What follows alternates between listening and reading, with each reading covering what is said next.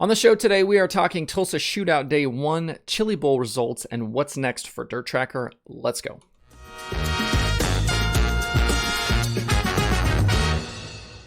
Today is Thursday, December 30th, 2021. Welcome into DIRTRACKR Daily. I'm Justin Fiedler.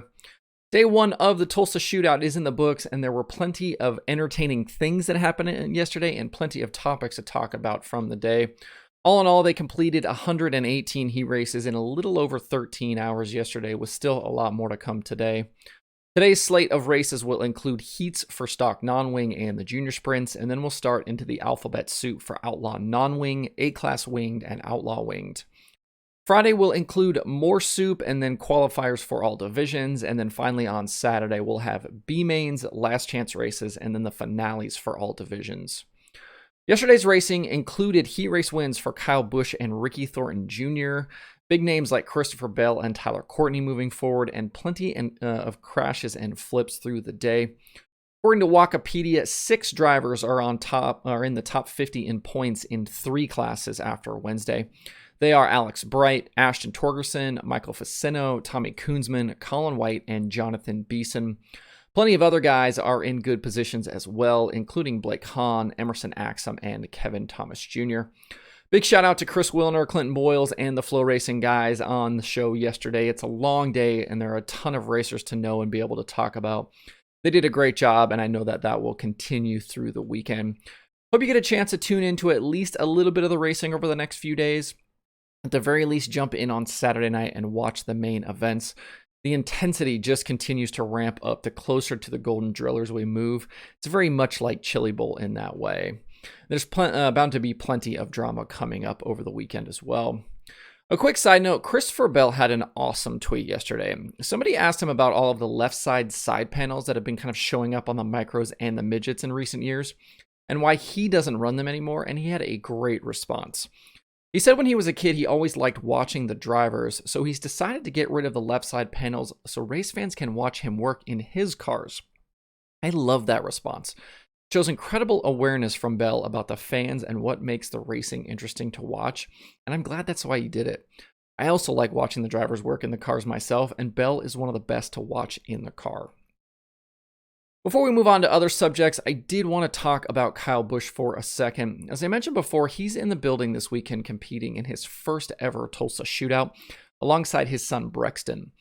It was a big topic of conversation yesterday, especially with him grabbing that heat race win, just absolutely banging the boards, and then following that up with an F-bomb live on Flow.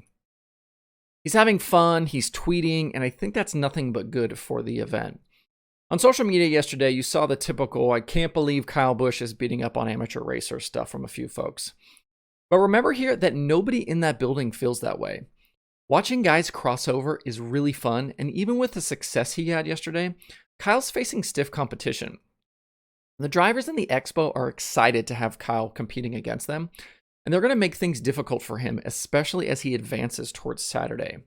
It's not different than what we've seen from Kyle Larson, Chase Elliott, Alex Bowman, and all of the other guys that have dabbled elsewhere recently. This is not NFL players going up against high schoolers like some people want you to believe. It's just racers who want to race, going racing. Good on Kyle for taking on an event like the Shootout.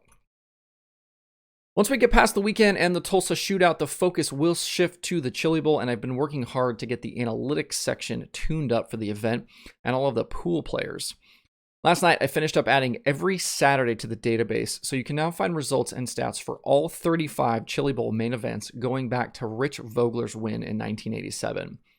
There's a lot to clean up still, and I still need to add in a bunch of prelim results through the years, but there are thousands of new data points and stats to dive into. In total, I've got 74 Chili Bowl race days in the database, and we're approaching 2,000 individual driver pages for those that have competed through the years. Stats include all of the basics like wins, top 5s, top 10s, average finish, hard chargers. And then I've got more advanced analytics available like plus minus, the efficiencies, value finish, and more.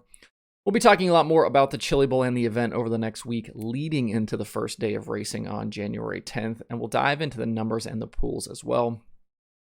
At this moment, the analytics section is now up to, now has data and results for 966 races across the World of Outlaws, All-Stars, Lucas, Chili Bowl, and USAC. And a lot of the information in that section is available for free, but if you want more data and tools for breaking down the racing, sign up for DIRTRACKR Plus. $4.99 a month or $49.99 a year gets you access. It's basically if you sign up for a full year, you get 2 months free. If you want more information about Plus, check out the YouTube video I did where I went through the entire section.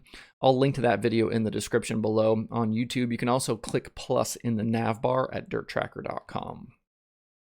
This is my last show for the week. I'm going to take tomorrow off, and then that means, I guess, that this is also my last show for 2021.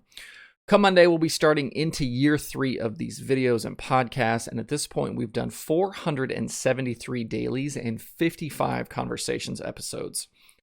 The DIRTRACKR project itself launched in September of 2019 with the website, and the growth just continues to blow me away. We're approaching 1 million plays and downloads of the shows. We crossed over 4,000 YouTube subscribers. And over the last 5 months, we've been averaging 70,000 plays of the shows a month. That's just nuts. Visits and page views to the website were up nearly 90% in 2021. And I launched DIRTRACKR Plus this year, which, a bit to my surprise, has actually got paid members. It's wild to think that people want to pay for something I've built. And just for transparency, I'm still in the hole in terms of what I spend to make DIRTRACKR happen versus what it's actually generated in revenue. But things are starting to kind of turn around in the right direction. I've been able to support some photographers this year. I've upgraded the site and my recording equipment, and I've got plans for more coming up. I'm also working on some ways to support some racers in the future as well, as I want to help the community however I can. In the coming days and weeks, you'll probably notice changes to my videos, and some of those changes have actually happened already. I got a new camera in recent weeks, so if you see that the videos are a little sharper, that's why. I'm also working on some upgraded graphics. I'm working on a new space to record, and I'm also going to keep working on improving the content. I'd like to get back into maybe some more predictions for 2022. I feel like we got away from that a little bit this year. And I'm thinking about maybe even keeping track of my record so we can laugh at how terrible I do at predicting race winners.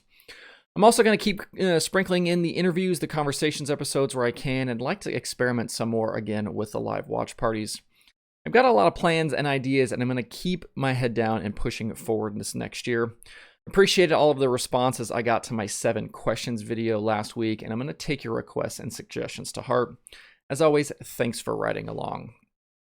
Streaming schedule today has 2 shows on it, both on Flow Racing. Day 2 of the Tulsa Shootout will be live starting at 9 a.m. Central Time, and actually we're past that at this point. And there is Flow Racing 24/7. The Shootout continues through the weekend. And if you're looking for other action, check out Western Springs on Flow, Perth Motorplex on Dirt Vision, and Outlaw Karts from Roseburg on Fast 4. To see the full daily streaming schedule anytime, visit DIRTRACKR.com/watch tonight. That's it for the show today. Hope you have a good Thursday and enjoy the New Year's weekend. Please be safe out there. If you have thoughts about the topics on today's show, please leave them in the comments below or tweet at me.